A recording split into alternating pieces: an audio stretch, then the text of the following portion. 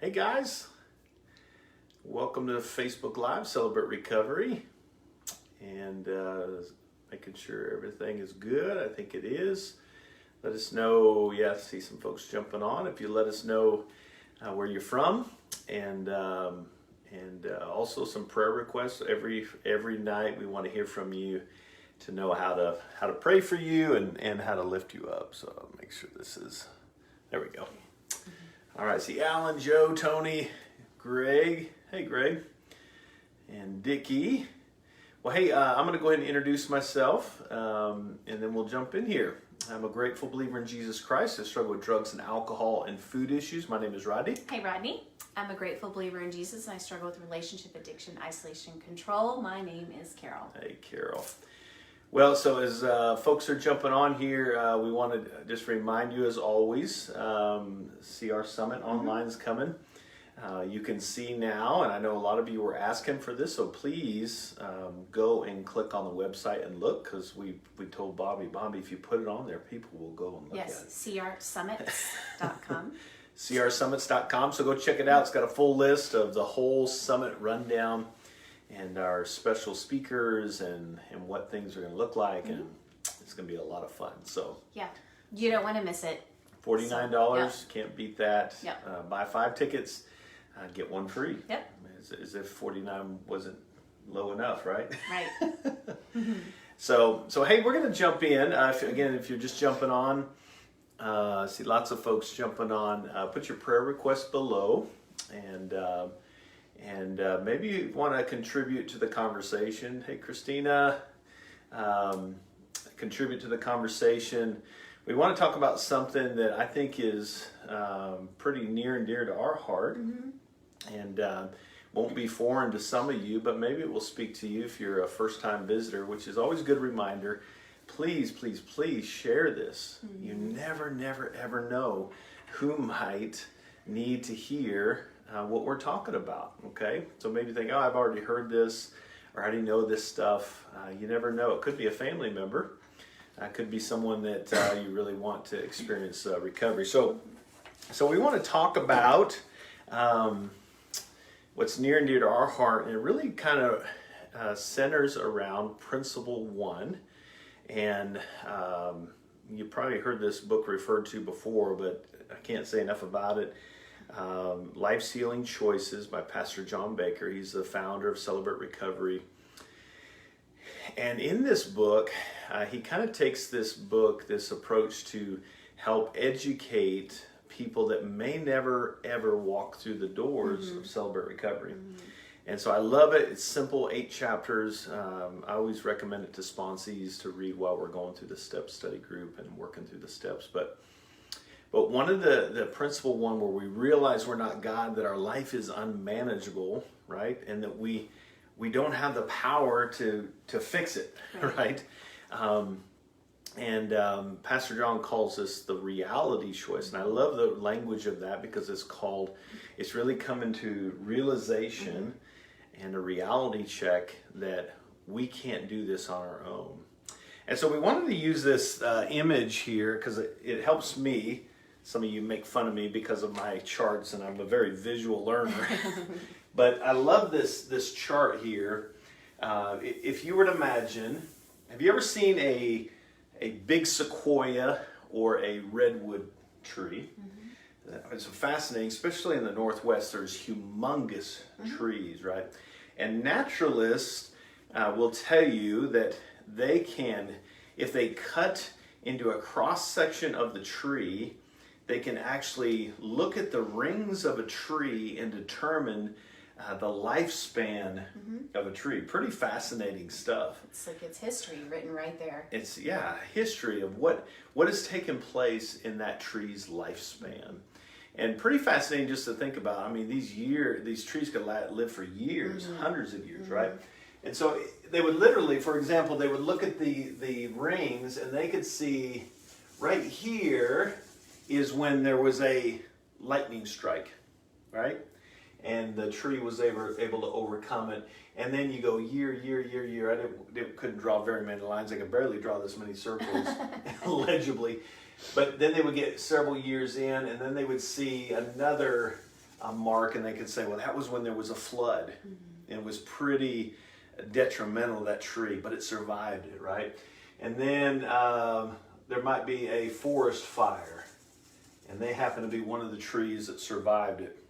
And then you may see several years, as many, many rings in this inside of this tree, you may see years of growth, which is really good to see, right? We need to see growth. But then you may see some disease and some blight, some really significant things that really harmed that tree. And I was thinking about this in relation back to us, and really how it's really similar for you and I, isn't it? Kind of beneath the bark, so to speak, of this heart that we have been given by God are some markings, right? And we, through these rings, if you were to open up our heart, which is what I love about Celebrate Recovery, is that it really cuts a cross-section into our heart and identifies some really hard things that are not fun to go look at, but it helps us to understand the good reasons why we do what we do. We say that often in our circles, like, they're not the right reasons, but they're good reasons, right? You were going to say something. No, I was just like, it also brings them into the light. When you take that cross section of our heart, it brings it into the light for us to be able to examine. Yeah. So this history, per se, of if this was our heart and not a tree, we would have kind of this protective mask that's been formed over our heart. And for example, I grew up in a very broken home, and being around men for me for years was terrifying. And someone might say, well, that's ridiculous. They're not going to hurt you, Rodney. And it's like, well, okay, maybe that's easy for you to say that, but my experience, because of the trauma that I've experienced in my life, tell me that if I let somebody in, they could possibly hurt me, right? So I have good reasons to believe that. So even to this day, we talk about it. Sometimes on Facebook, I will see videos, and I'll get on a video, watching videos, and my wife can hear what's being played. It could be two men fighting, or even worse, a woman being yelled at or something. And now, does that mean I haven't experienced healing in my life? Yeah, I've experienced healing in my life. But these traumas over history can come back up. This history that I experienced in relationships with other men, say danger, danger, danger. And my body starts to come alive and go, oh man, that hurts. Now, in my recovery, it doesn't spin me out the way it used to, right? Right. But you recognize that much, much quicker. And as soon as I say a word, you're like, oh yeah, you're right. Like, get out of this. Yeah. Why am I playing in this neighborhood?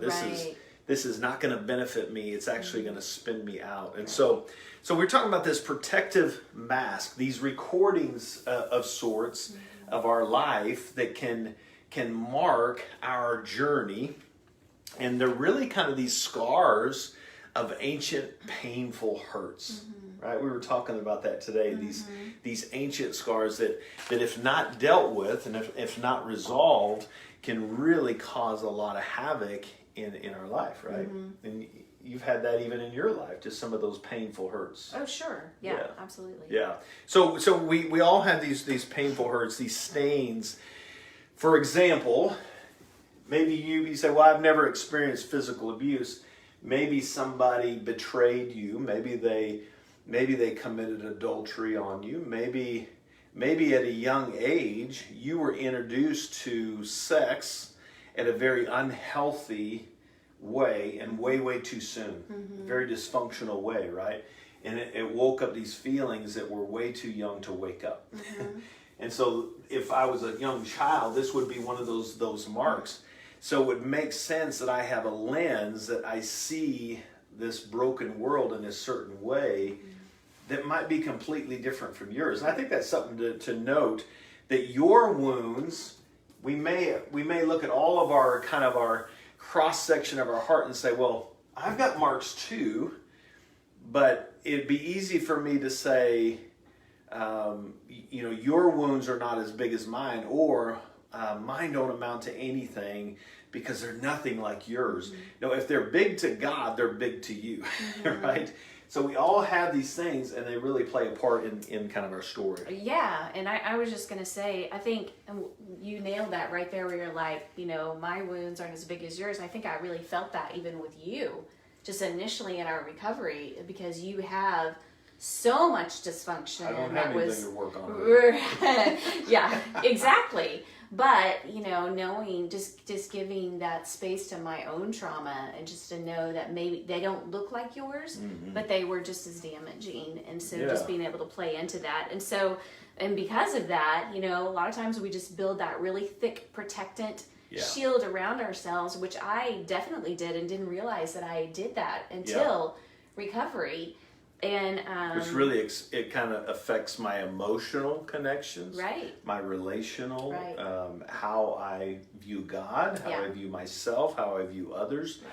And so it really can mess with and distort and keep me from living and experiencing life the way God intended. And the beautiful thing is Christ came to redeem that, but we have to face it, right? And that's the beautiful thing. Pastor John talks about that reality. I need to come to reality that these things are there, and though they may not be as big or small as yours, they affected me, and they're affecting my emotional concept and my relational connections, and how I see God, others, and myself. Yeah, right. And for me, those were huge emotional walls.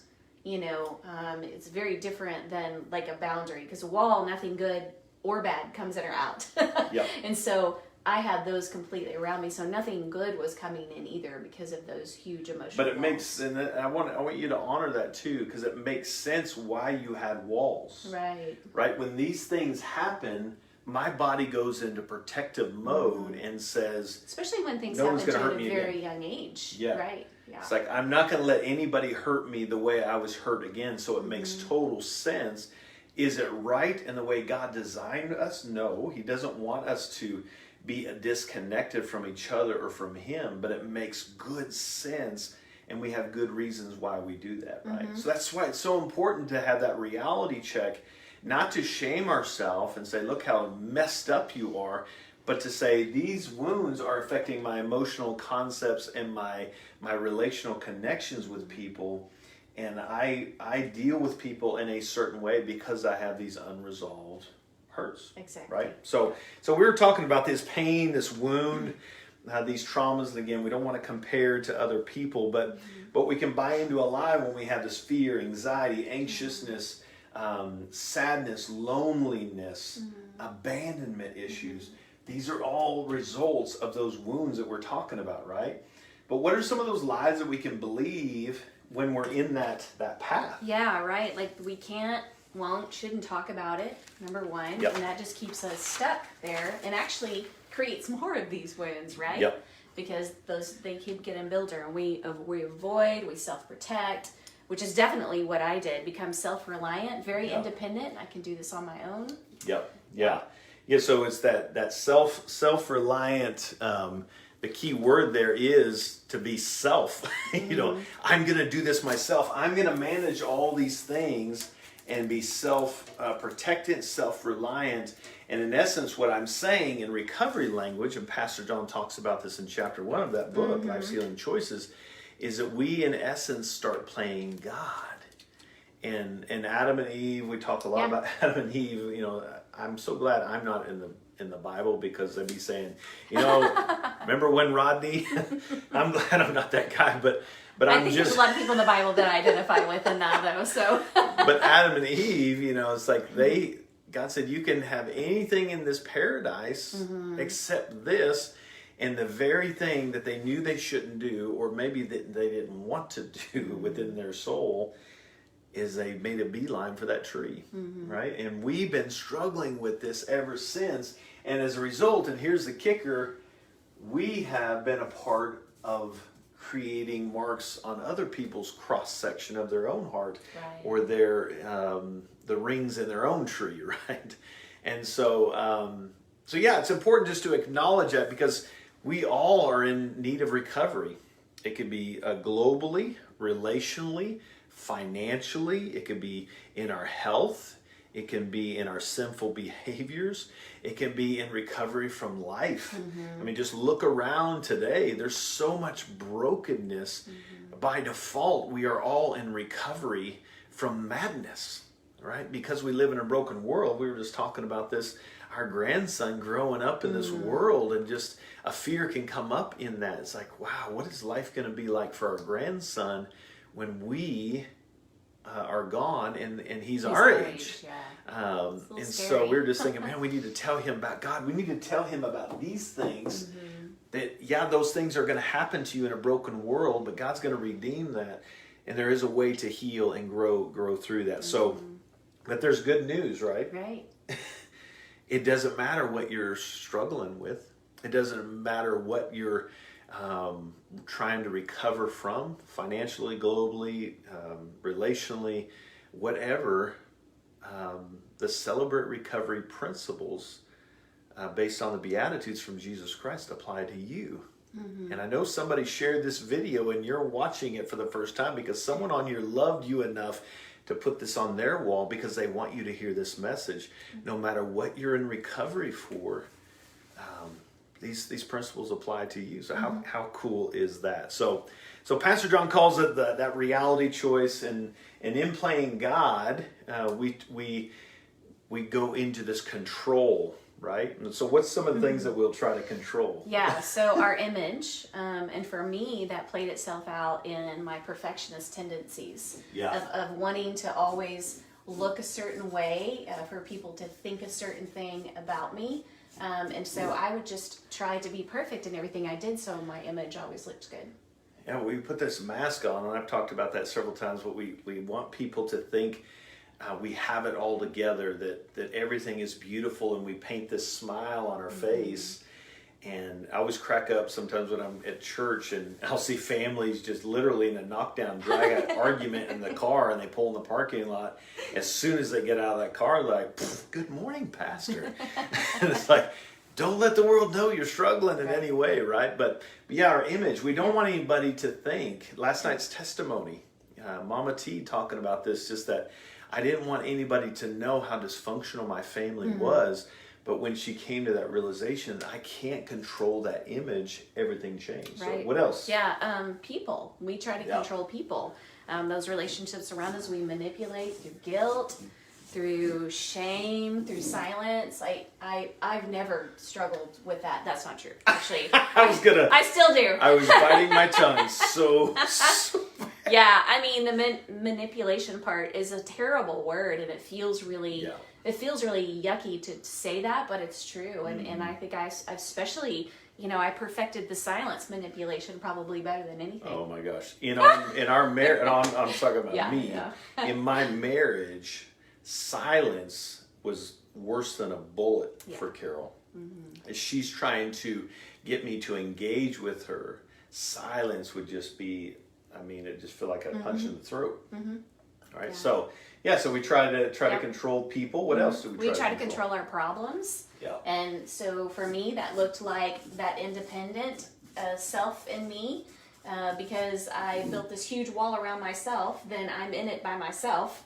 I'm very independent. I'm very capable, and I got this on my own. Yeah. So as those problems would come up, then I would hold on to them and try to control those problems myself. I kind of chuckle because I think about when I'm terrible at fixing things in the house. My wife's actually better at fixing. Okay, I'll give you my man card. I'm sorry, but I am terrible about fixing things. I never learned how to do that, and I've tried. Should I say what you call me when I fix something? What? You say you're a good husband. Yeah, you're a great husband. So I like to do it. Turn my man card in. Anyway. But here's the reality. If the toilet breaks and I say, you know what? I'm going to fix this baby and it's going to be amazing. And that's kind of how I talk when I'm going to fix something. I'm going to fix this. Anyway, it ends up making it worse, and then we end up paying even more of a bill when we get the right guys in here to fix it. And that's kind of what it reminds me of with my problems. When I try to fix this, it ends up being more expensive. Because when I try to fix my problems apart from God in the relationships, it becomes destructive. So we can't fix our problems. What else? Yeah, and we try to control our pain Yeah. as well. And I think for me, controlling pain looked like just that whole idea of disassociation. Like if I separate myself from the pain and I pretend like it's not there, and I live in my little hut there with all the emotional walls around me, then my pain is not going to get to me and I can control it. Yeah. And I don't recommend that. We call them numbing agents, right? Whether we just numb ourselves out, and let's be honest, it feels good for a while, right? So we go to drugs and alcohol, even sex or pornography, and it seems like, or one we don't talk about a lot is busyness.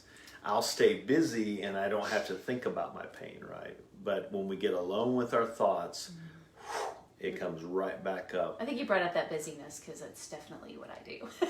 Well, and I do too. I'm guilty of that. Workaholism was a part of my recovery journey. So lots of things that we recover. And I remember the first time I heard Pastor John talk about the consequences of trying to control these 4 things. And one of the things he talks about is it can create fear, right? We live in a constant state of fear that what if somebody finds me out, right? What if they see I'm a fake and a phony? And living up to that facade, especially with the image, if I do rest and take my mask down, you're going to see all the cracks and you're going to see that I've been a living phony for so long. And how could anybody possibly love me, right? So fear can come in, frustration. Nothing more revealing than when we are trying to control something that was not our design to control it, and it starts slipping through our fingers. Guess what's going to happen? The result is we're going to get frustrated and angry. But the greatest thing is just tired, right? We talk about it's exhausting trying to control your own universe. We talk about denial, right? Denial is an exhausting process, but we get exhausted and we are fatigued. And I think this is why some people walk around tired all the time. And sometimes they'll stay busy in kind of controlling the pain so that they can justify why they're tired all the time. Well, I'm just so busy. And walk fast and look angry, and you'll look busy, right? But stay busy, and so that fatigue can set in. And the guarantee, as Pastor John talks about this in the Life Sealing Choices, the reality of all this is we're going to fail. Right. It's not going to work for us. We are going to fall straight flat on our face. And I think for me, the fear of failure was why I tried to control all these things. But I was doing the exact same thing that guaranteed that I would fail because I can't do it on my own. Yeah. So obviously we don't want that. So there's some things that in recovery we learn. It'd be pretty depressing if we stopped there and said, well, these are the marks of your life. And you can't control any of this, so just suck it up and have a great life, right? What a miserable life that would be. But that's not what Jesus preaches in the gospel. That's not what we teach in Celebrate Recovery. The reality choice, per se, as Pastor John says in Life Sealing Choices, the reality is I can't do this, and it's okay. I remember talking to parole officers that were confused on the language of Principle 1, right? Realize that I'm powerless and my life is unmanageable. There was a misconception that, well, you're just saying, well, I can't help myself. I'm just going to go live this life and I'm just going to keep doing what I do because I'm just so powerless and I just can't do anything right in my life. And then it justifies our behaviors. That's not the meaning of that powerless. Yeah. Powerless, there's no amount of power that can come from itself. Now think about that. I'll say that again. There's no amount of power that can come from itself. It's like taking a blender and trying to plug the blender into itself. Where is the power? I've got to plug into a source, right? And so the reality says, yes, there's wounds in my past, but it doesn't define me. My struggles do not define who I am. And yes, I've tried to control my image, my people, my problems, and my pain. And it hasn't worked out really well and actually made it worse. And I actually have some people that are on my list now to make amends to because I've hurt them. But the reality is, I just need to say, I need you, God. And that's the beautiful thing about the Beatitudes. When Jesus says you are blessed when you're spiritually poor, he is saying it's literally, and you've heard me say this before, it's literally like an imagery of a poor man on the street that is starving, and he's got an empty cup. And he says, if you don't put something in this cup, I'm going to die today. And Jesus is saying, I'm going to use the same kind of word picture, that if you don't hold your cup, your empty cup out, and have that same kind of desperation that says, God, if you do not enter my life and fill this cup, I will die. That's what he's saying. You want to be blessed? I need you to acknowledge, and that's a big point that Pastor John talks about in the book. We got to face it. We got to acknowledge it. We need to admit that we are powerless. We need to admit and acknowledge that there is pain. We have to admit that wrong things happen to us. And as a result, if we were drawing the close people around us on their own charts, as a result, we have created pain to other people's charts, right? In that cross section of their own heart. And so what Jesus reminds us, if you want to be blessed, if you want to be happy, I need you to admit it. We talked about this last week, but that James 4:6 is that, James reminds us that God opposes the proud. I don't have anything. There's nothing back here, guys. There's nothing. There's nothing. Just look away. Look. He said he opposes the proud, but he gives grace to the humble. How do I get grace? Humility. Honesty. You were going to say something. No, I was just going to say, and this is not, this whole idea of admitting, that's why the daily inventory process is so huge too, because this is an ongoing thing. It's not a one and done. It's an ongoing, because every day I find myself trying to pick up pieces of control of things. And so every single day I have to admit those places that I'm powerless. Yeah, it's huge. I'm powerless to change any of this. I'm powerless to cope. I'm powerless to control the circumstances around me. And she's right. You're right. Today, somebody probably put another mark on your cross section. I don't have to look far to look on Facebook and see or watch the news and see how people are hurting each other. And that creates own trauma in our own lives, and brings up past trauma. Right? And so even when we have the greatest amount of healing, as I was talking about my stepfathers, right? I have healing and I feel like I have a lot of growth. But if men stormed into my office yelling and screaming with baseball bats, it would bring up all this trauma. And it would remind me of some really bad things that happened to me as a little boy. And I might recover quicker, but it would still bring that up and take me back to that little boy. Now, God, through His grace and me acknowledging these things, and then I can't control that. I'm powerless to control, to change. I'm powerless to cope. He's grown me in that way, but every single day, I got to be willing to face that yet again. And do my part to keep my side of the street clean, right? Now here's a hope, because I know people have shared this video, and you're watching this, and you don't even know what Celebrate Recovery is, and you're thinking, Carol's talking about my wounds. I've got some marks on my own cross-section of my own heart, this protective mask that I put over my heart, and I have good reasons to protect that because I've been hurt atrociously. But I'm tired. I'm tired of trying to control these things, and I'm ready to experience healing. Friends, all you have to do is say, I need help. And literally where you are, even in seclusion, even in this quarantine, you can look up to a Father. We were praying with some friends in Egypt today. It was 2 hour Zoom meeting. We jumped off in 2 hours. They were still going. One of our friends in Egypt, her dad is really, really sick. And we were just praying. And one of the things we were praying, and it brought me tears to my eyes, it was like, God, we're praying thousands of miles apart from each other on this technology, and we're praying to you, Father, and you care just as much for me as you do our friends in Egypt.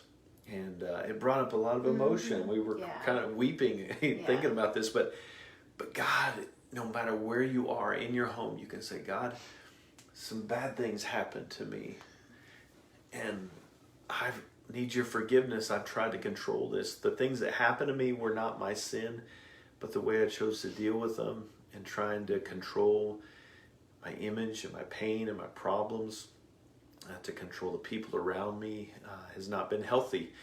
And I need your help.